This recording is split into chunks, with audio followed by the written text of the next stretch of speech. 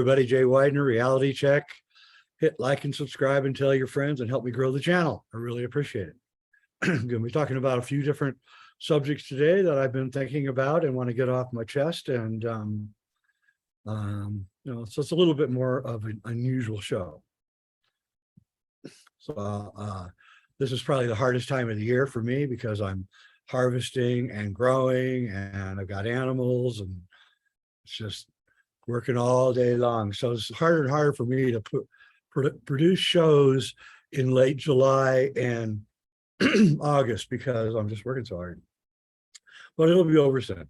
6 weeks, it'll all be gone. What I want to talk about first is a lot of the Tartarian researchers, I believe, are hurting themselves when they include pictures of the World's Fairs in their presentations. The World's Fairs took place in the 1800s and the early part of the 1900s in, well, France. Paris had one and London had one, but mostly in the United States. We had New York had a World's Fair, San Francisco, Boston, Chicago is the most famous one.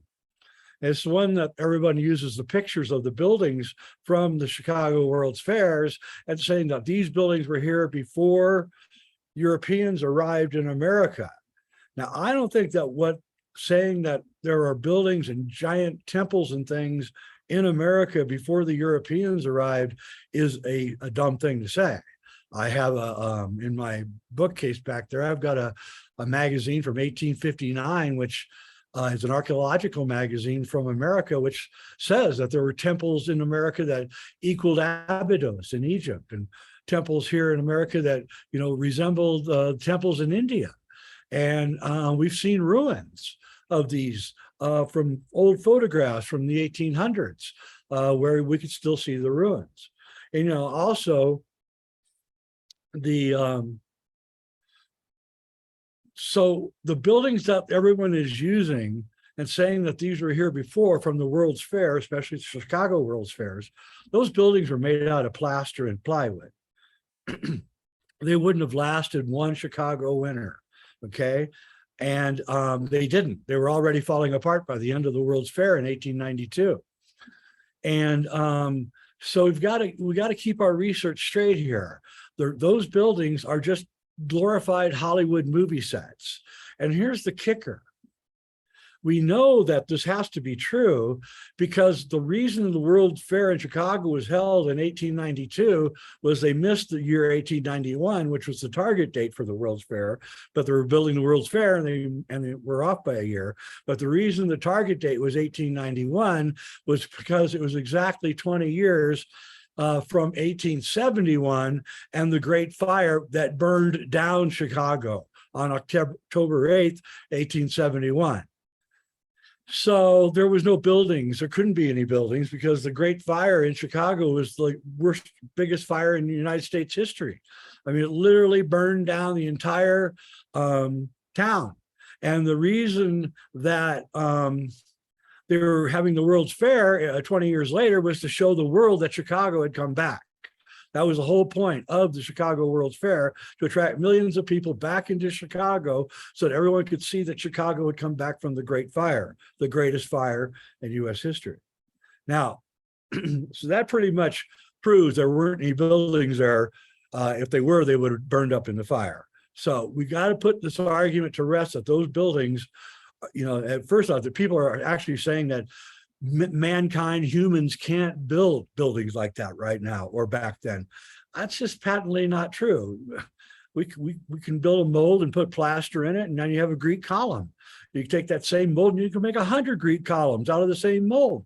So you could take molds and build. That's why they made it all Greek, Roman, classical, because it was so easy to reconstruct.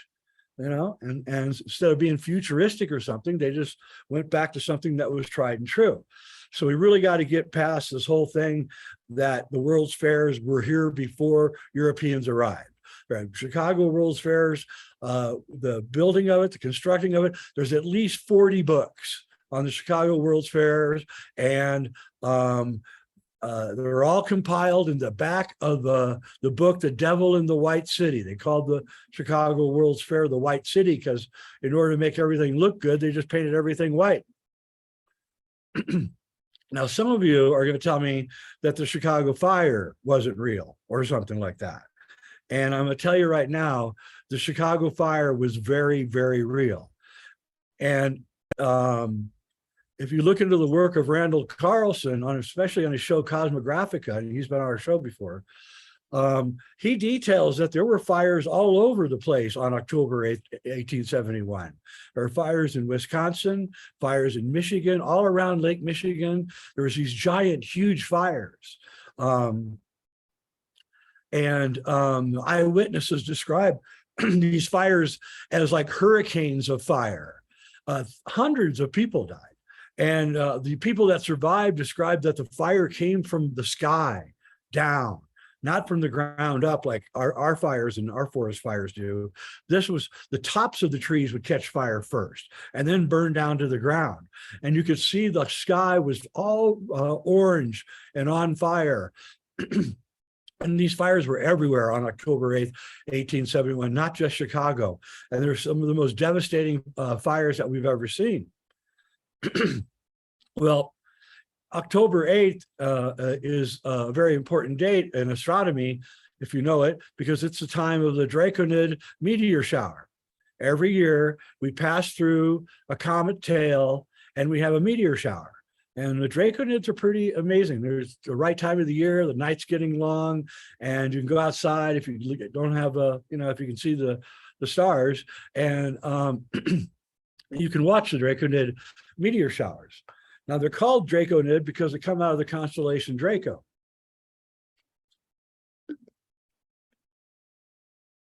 Draco is encircles the North Pole star, Polaris. It's in every Draco is the only constellation that's in every zodiacal sign. But Draco is also a dragon. That's what it's supposed to be, a dragon in the sky, astrologically. And we know that dragons spew fire.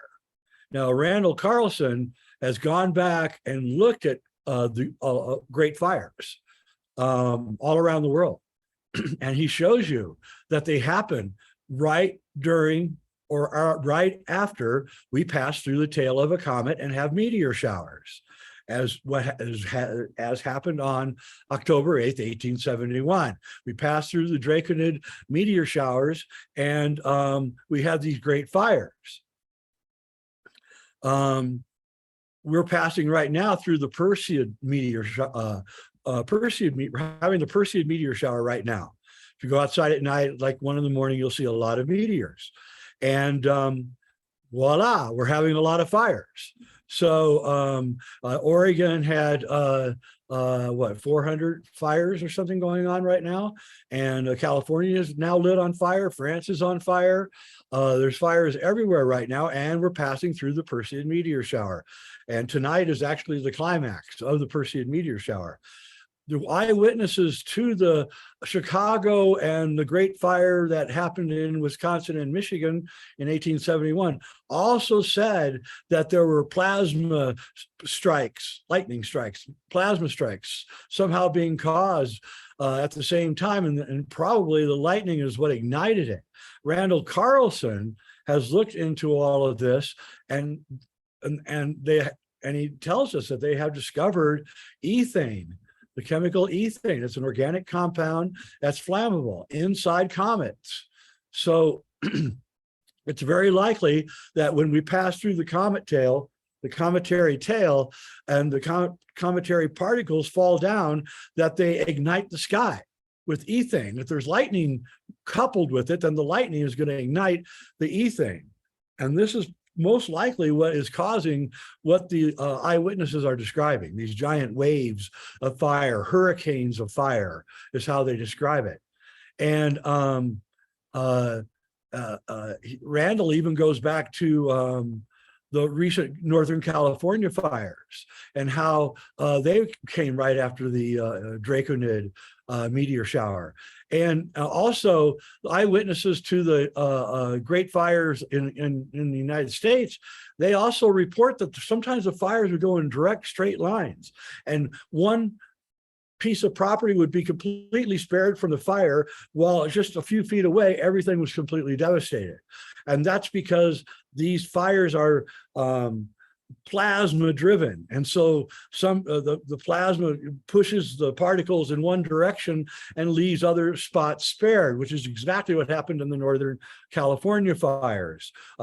Huge swaths were completely green and the trees were all there. And then right next to it was completely and utterly destroyed. And again, it's kind of interesting. We're going through the Perseid meteor shower. And we've been going through it for like the last 10 days, and we'll continue to go through it for the next 6 or 7 days. And we are getting a lot of fire activity. I monitor, there's a great website called the Fire and Smoke Map. And I have that as, one of my favorites. And I go there, especially this time of the year, because we have a tendency to get smoked out around here. And there's fires everywhere right now in the United States and in the world, because you can go through the whole world in your fire and smoke map. So I'm going to, it's going to be very interesting to see what happens this October 8th when we go through the Draco Nid. And it's just interesting that Draco is a dragon and dragons spew out fire, supposedly. And Randall Carlson shows that we have big fires every year when we pass through the Draco Nid meteor shower, but other ones too. And so like the San Francisco fire and the Boston fire, these are all part of meteor showers. They happen during meteor showers. So it's something to think about. It's a really good research by Randall Carlson. Okay, enough of that. So next I want to talk about something which I've researched for years and years. And I've always wondered about it because I've actually connected one series of events after another, going back to at least Napoleon. And it looks to me, I call it Project X, and it looks to me like some wealthy people have been funding a project for 200 plus years. And what this project is, I don't know. I can just tell you that I can see the project unfolding. Everything from Napoleon going to Egypt to the secret flying machines being made in California in the 1800s, to Hitler and the Abernabi going out all around the world looking for occult objects. Franklin Delano Roosevelt, the 32nd president of the United States, sending Nicholas Roerich, the Russian artist, to Tibet to look for Shambhala. They all are connected together. And what the nature of the project is, I have no idea. I mean, I can speculate that it could be space travel. Germans are very heavily involved in this project, and they're known for their engineering skills. But we can see that the deep underground military bases, the secret space program, all of these things seem to be like part of a larger project. And World War II, you could almost say it was a terrible war where lots of people died, but it looks also as if it was a cover. The war itself was a cover for this Project X, that while everybody was fighting with everybody, the Project X was sending out their guys to go to places like Tibet and North Africa and Peru and India and Nepal. And we know that they were doing this. And it wasn't just the Germans. Americans were doing it. The English were doing it. The French were doing it. And you can almost see by their colonial activity also that where they're going has some kind of weird occult significance, of which the nature is, I have no idea. I just know that it's there, and I want to bring it to light. And like, I don't think the Cold War was a real war.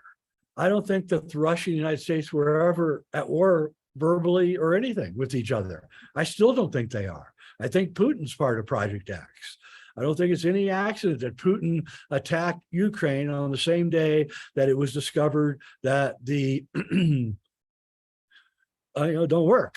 They don't work. Pfizer sold all of their shares on that same day, and not Pfizer, the other one, Moderna, sold all their shares on that same day, and it was all breaking out that the whole thing was a sham, and there was going to be lawsuits and everything. And then all of a sudden, Putin invades Ukraine like at 2 PM, and everybody forgets everything. It's all gone, wiped off the map. Now, today, the CDC came out and said that everything they told you was basically BS, and you don't have to wear a mask. And I mean, it's just incredible to watch the whole thing, but it's all part of this thing. And what I'm trying to say here is that, yes, Project X has been going on for at least 220, 30 years, and maybe longer. And I believe that its roots lie in the alchemical revival in Europe that I'm covering on the other show, where I'm reading from my book. And so I think that the alchemical recovery in Europe that started in about 1300 and went all the way up into the really up until the early 20th century was the impetus. And I think it's no accident Napoleon, it came out of France, and that Napoleon was part of it. So the alchemists had discovered something, and then the elites decided to fund Project X to do whatever it is they're doing. It's probably not space travel. It's probably immortality. I would say that would be what I would be after more than space travel. But the space travel may be part of it, although I'm having my doubts about that more and more every day. And I'll do a show on that. But here's the thing. The project's coming to an end, I think. I think that's what's going on right now. I think the project came to an end at the beginning of 2020. I think they just decided to stop the project. And then what are they going to do? They needed all of us to do the work to get the project up and going, whatever the project is. And now the project is finished and they don't need us anymore. So we're done. I mean, that's essentially what I see going on here. And the digital dollar, the surveillance society, the thing that made you get respiratory disease, this thing, famine, war, they're like pulling out all the stops now. And that's because the project is coming to an end. And, I hope they've thought this out, because I don't really think that you can have a high-tech society without a lot of workers. I just don't see it happening. They think that the machines will do all the work, but people need to fix the machines. They're forgetting the law of entropy and that everything wears down. And maybe they're geniuses and they've thought all this up, thought it all out. But I don't think so. And I don't think they've thought it out very well at all, actually. And I read their papers, and there's lots of faults in those papers. And so the project may be coming to an end because they've achieved whatever it is that they want to achieve, but it's not going to come to the end that they think it's going to come to. It's going to be something that's going to be completely unexpected, because this is the fourth turning. This is the time when there's a generational change. My generation is leaving the planet and a new generation is going to take over. And that generation has to resist this thing that's happening, because it doesn't have your interests. It wants you basically gone. And so, in the 1930s, I'm going to write this up at some point. In the 1930s, during the Depression in the United States, we had carnivals that would come into town, and they'd go from town to town. And they had burlesque and, opium-laced drinks and fake fights and just general entertainment. You come into a poor, depressed American town, small town, and they would entertain people for a couple of weeks and then move on to the next town. Well, in reality, what would happen is that these were just gigantic thieving operations. So when you walked up to pay for your ticket to get in, you would open up your wallet and they would see how much money you had. If you had a lot of money, one of them would walk up to you and hit you, pat you on the back, but they would have a little piece of charcoal right here. And so you'd have a mark on your shoulder, and everybody in the carny knew that you were the mark, that you had money. And so the women would go out of their way to get your money. The fights would be real hyped up to make it look, so you would bet more money on it. And then what would happen is that, eventually the town would figure out that they're being fleeced by the carnival, and they would jump on their horses and get their torches and ride out to get rid of the carnival. But the carnival would already be gone, off to the next town. So what happened is, as soon as the carnival got to the little town, the first thing they did was compromise the sheriff. So they get the sheriff to, be compromised by probably the ladies, right? And then they would probably photograph the sheriff in a compromising position. Then they would find out where the sheriff lived, the mayor lived, and maybe the judge lived in the town. And then the sheriff, they would have an agreement with the sheriff that if there was any trouble, that people were figuring out the scam, that he would tell them ahead of time so they could get out of town. So the sheriff would come and tell them, you better the mob is coming, you better get the hell out of town. They would shut down the carnival and scoot out of town as fast as they could. But there would be one guy left behind. And what that guy would do as the carny was, packing up and leaving, is he would burn down the houses of the mayor and the sheriff. Maybe not the sheriff because the sheriff helped, but the mayor and the judge and any other important people all at the same time, so that the mob had to go fight the fire instead of chasing after the carnival that just fleeced them out of all their money. So they always had an end game set up so that they had a diversion so that they could get out without getting killed.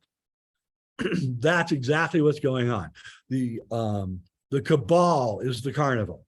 They come into your town with drugs, sex, and violence, and entertain you with all of this, but fleece you out of all your money.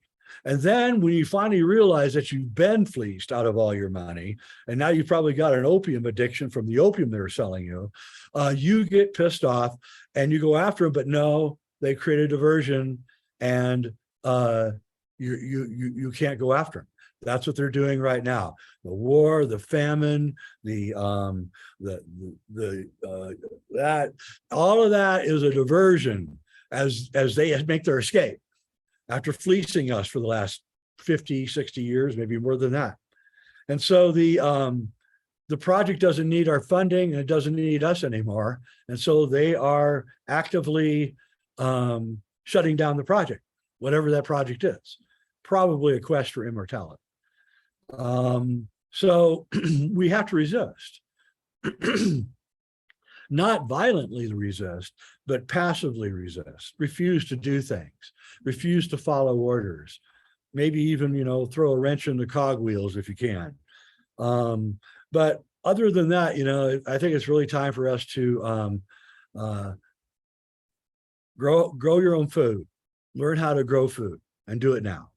You're not going to be good at first. It's going to take you 2 or 3 years to get good. But, my yield this year is 60% over last year. That's how much I've improved in my skills. You need to learn to hunt. Sorry, but you're going to have to learn how to hunt.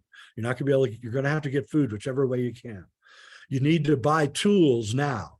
Buy as many tools as you can, that even ones you don't think you're going to need. You're going to need them. Okay. And then finally find your tribe. Find a group of people that think like you, that you can work together with, and that you can trade food and goods with, and they will protect you and you'll protect them. The project is now over. Whatever Project X is, it's over. I'm pretty sure of it. We are now in the chaos at the end of time, and we can either choose every man for himself, which would be really, really dumb, or we can choose to create intentional communities that are governed in whichever way that you want to govern your community, and protect yourself from the Mad Max collapse that they think is going to happen. But it doesn't necessarily have to happen, because we can choose to not fall into a Mad Max scenario like they want us to. And we can choose, to live in community and protect ourselves in meaningful ways, grow our own food, and homeschool. All these things are where we have to be going here soon, because even the school system is completely falling apart, as you know. So that's all I really got to say. I just wanted to talk about the World's Fairs and the Great Fires and Project X, three incredibly important subjects. And I'm going to have Randall Carlson on to talk about these great fires. He has some jaw-dropping eyewitness testimony to these fires, how quickly they would spread, literally 1,000 yards a second, burning everything up, super hot fires. And, just amazing. It happened here in this country, but it also happened all around the world. And I'll get into that, because it also explains the way that the buildings in Chicago looked, and in San Francisco after the fire. They didn't look like buildings that had burned down. They looked like buildings that had been hit by atomic bomb. In a sense, they did get hit by, it wasn't an atomic bomb, but it came from above, and it was a huge fiery wave that destroyed everything. And it's definitely, I think, where the myths of the dragon come from. Every year around October 8th, we have to be very wary of fires coming from the sky. And even now in the Perseid meteor shower. And I bet you if you went back in time and you looked at every time we have the Perseid meteor shower, which is in August, and you look around the world and you see that, yep, you'll see fires erupting everywhere. So there is a connection. There really is. All right, I'm Jay Weidner. This has been Reality Check. I really, really appreciate you watching. Hit like and subscribe, and I'll see you next time.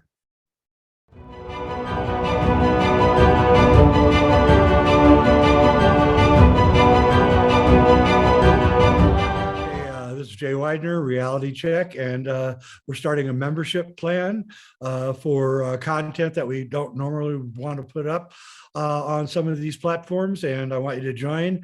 We're not going to stop doing the regular shows. We're just adding content. Be a lot more one-on-one stuff with me, and I think you guys will find it really interesting. So we'll put it up here below, how you can get into the membership plan, and please join. I'm Jay Weidner, and thanks for watching.